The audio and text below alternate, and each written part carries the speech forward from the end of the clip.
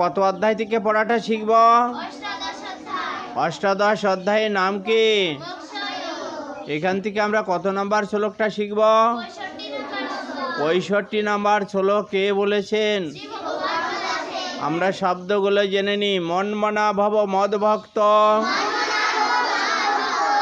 মদ ইয়াজি মাম নমস্কুরু মামেব এষ্যসি সত্যন্তে প্রতি জানে প্রিয়সি মে।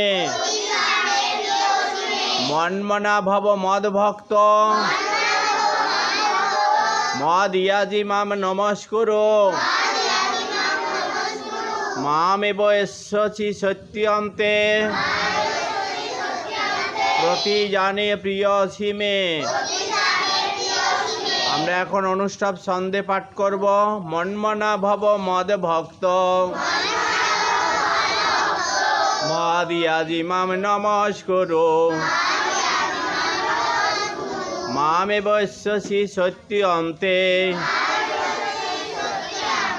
প্রতি জানে প্রিয়সি মে। মন্মনা ভব মদ ভক্ত মদ ইয়াজি মাম নমস্কুরু মামেব এষ্যসি সত্যন্তে প্রতি জানে প্রিয়সি মে।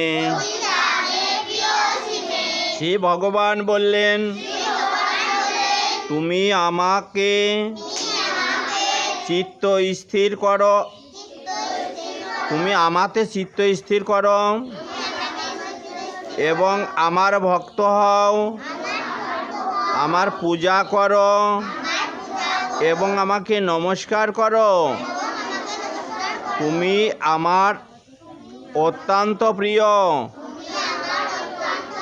এই জন্য আমি সত্য প্রতিজ্ঞা করছি যে